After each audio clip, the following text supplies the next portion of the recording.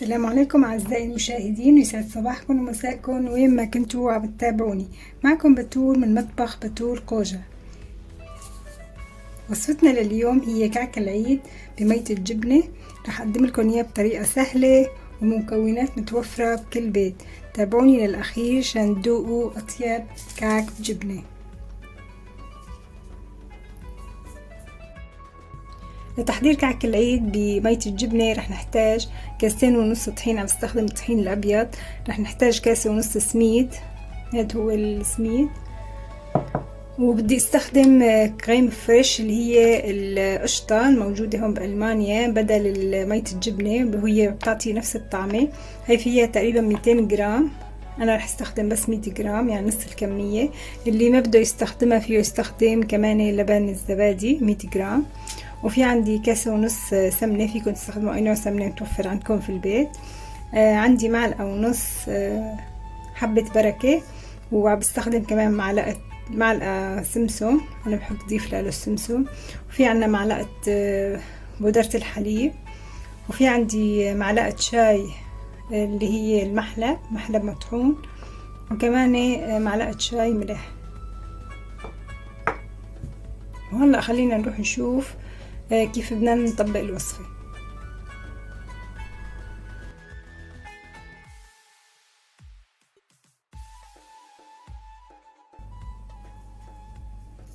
أنا بدي أستخدم صحن المنسف هذا عشان يسهل علي خلط المواد مع بعضها.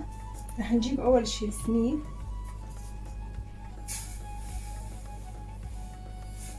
نضيفه. بدنا نعمل حفرة بالنص،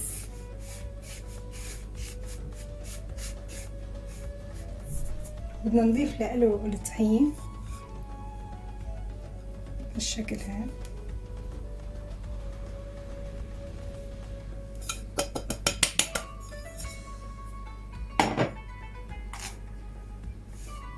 كمان بنعمل حفرة بالنص. وهلا بدنا نضيف لهم الكاسة ونص سمنة.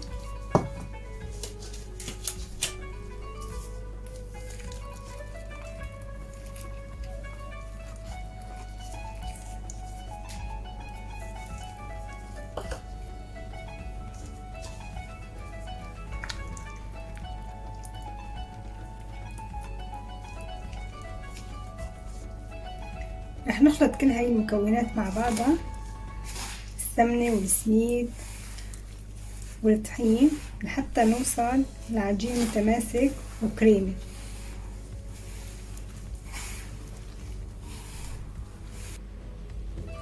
أنا ضفت الفريش كريم اللي قلتلكن عليه حوالي 100 جرام. وهلا بدنا نضيف بقية المكونات، الملح وحبة البركة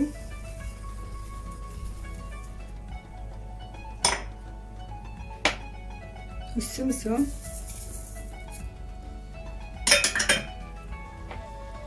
والمحلب البودرة. واخر شي بدنا نضيف الحليب البودرة. وهلا بدنا نعجن هالمكونات كلها مع بعض.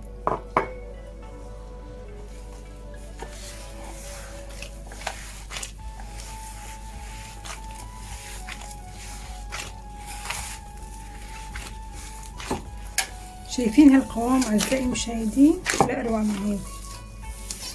شايفين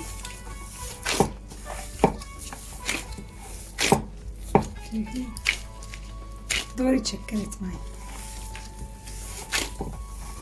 أنا رح أترك العجين ترتاح حوالي ربع ساعة، وبعدين نبلش نحضر كعك العيد.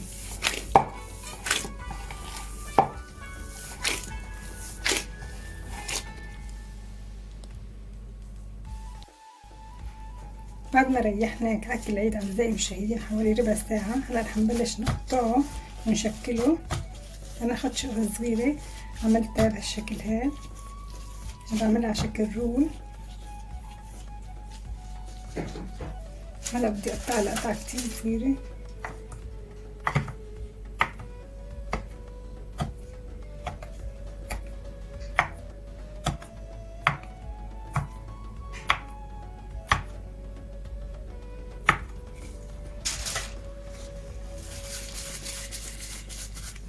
بدنا نعملهم بهالشكل هاد، وبعدين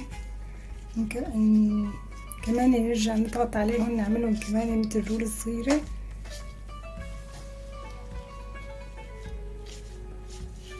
وبعدها نسكرها بهالشكل هاد.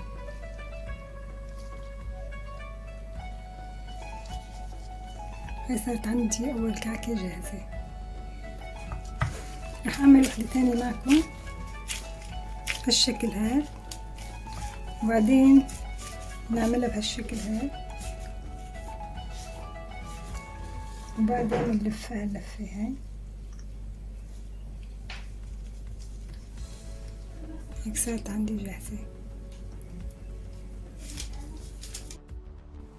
وهيك أعزائي المشاهدين خلصت تشكيل أول صينية من كعك العيد، وحميت الفرن بشكل مسبق على درجة 150. هلا بدي احطهم بالفرن، رح ياخدوا معي حوالي نص ساعة. واذا الفرن تبعكم بحمي من تحت لواحد ومن فوق لواحد، لازم تحطوهم بالاول من تحت حوالي ربع ساعة، وبعدين تحطوهم من فوق الربع ساعة الثانية. اما اذا حرارته موحدة ففيكم تحطوهم بالنص، بيكون افضل. هيك صار عنا أعزائي المشاهدين كعك العيد بمية الجبنة جاهز. أنا طبقته بهاي الصينية للضيافة كتير حلوة. وهلأ بدنا نشوف الهرتة تبعيته كيف. رح فرجيكم كيف رح كسرها قدامكم، شايفين؟ عن جد طعمته بتجنن، وما في أطيب منه جنب كاسة شاي وقطعة جبنة صغيرة. نحن هيك بالعادة بسوريا بناكل جنبه قطعة جبنة صغيرة وكاسة شاي. وألف صحة وهنا. إذا عجبكم الفيديو ما تنسوا تشاركوه مع أصدقائكم، وإذا جربتوا الوصفة على العيد اكتبولي بالتعليقات كيف طلعت معكم. بشوفكم دايما على خير. كانت معكم بتول من مطبخ بتول قوجة، والسلام عليكم.